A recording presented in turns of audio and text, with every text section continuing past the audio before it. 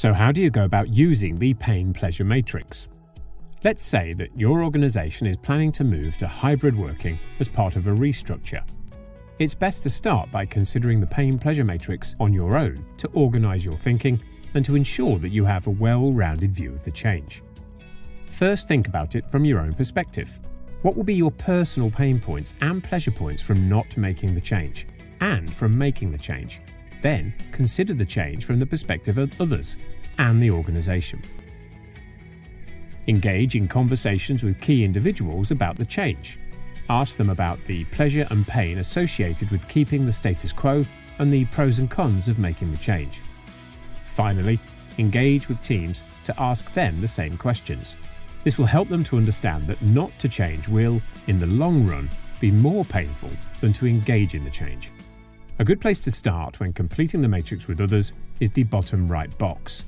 Here, we are asking, what is going to be the pain of doing it? Encourage a deeper level of thinking by layering the questions that you ask to consider the impact on the individual, the team, and the organization. It can also be useful to adopt an external perspective and consider the potential impact of the change on your customers and brand. Try to keep the questions open and broad to avoid giving people the answers. No leading the witness. If we restructure the organization and adopt hybrid working, what will be most painful for you personally? What's going to be most difficult for the team? What are going to be the likely downsides for the organization? How might this change cause pain for our customers or for our brand? It's useful to use a structured brainstorming technique to ensure that everyone has an equal opportunity to contribute. Give people a minute or two to think about it first, and then have everyone write their potential pains on post-it notes. 1 pain per note. When these are added to the matrix, group similar ideas together to spot where there are shared concerns. It's okay to ask for more information if needed to understand what's being written or to explore certain ideas, but do not react to them or try to overcome them at this time.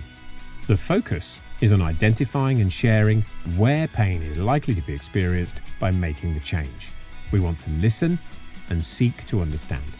You might feel that starting with the pain of doing it will reinforce resistance to change, but that isn't really the case.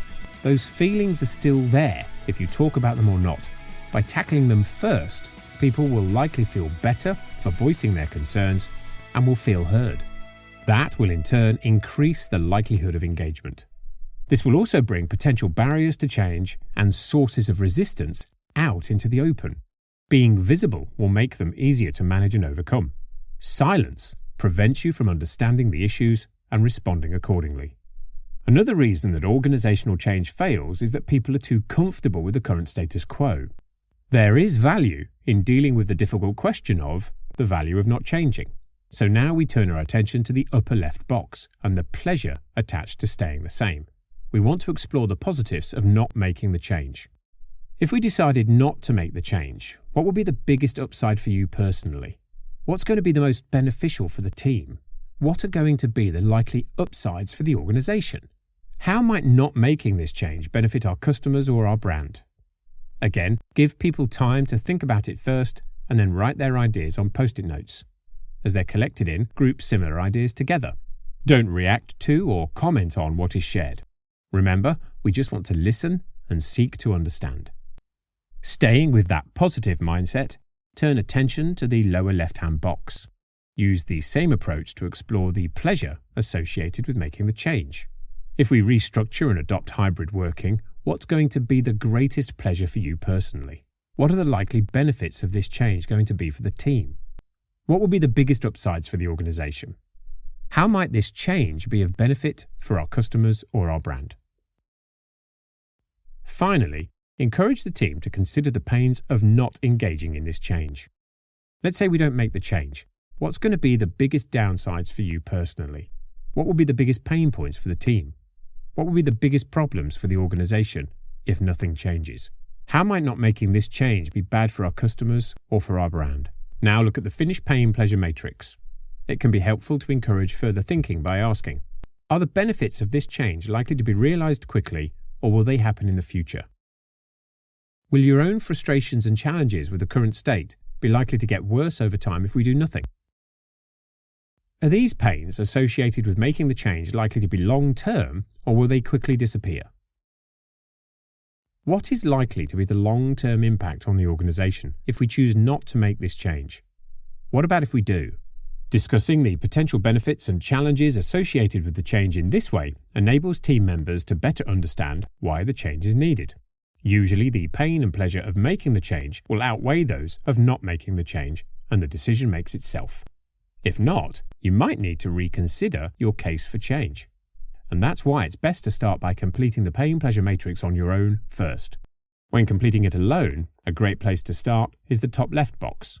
Spend some time honestly reflecting and ask yourself what would be the most likely pleasure attached to staying the same.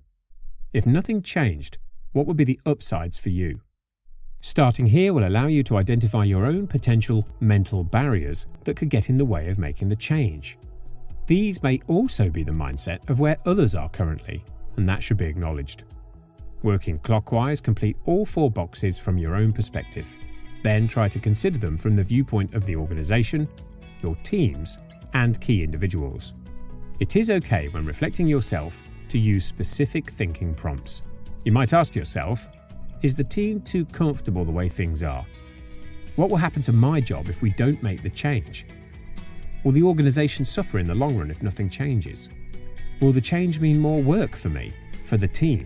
Will it require extra investment to make it happen? Will we need to learn new ways of working? If we do this, will it mean more money? Could it lead to a promotion? Will the team be more effective? Will it safeguard jobs in the long run? Taking a well-rounded view of the change in this way will help you to better understand potential challenges and objections to the change. You will also be better prepared to talk about the change. Sometimes, when presenting the case for change, people can hear genuine concerns raised by others about perceived pains as a criticism. It can trigger a defensive reaction that leads to a focus on your own arguments. Having considered potential pains already will make them easier to recognize, increasing the likelihood of a constructive exchange.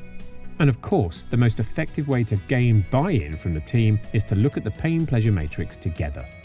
They will see the pros and cons of making the change and of doing nothing, which will lead to greater engagement with the change.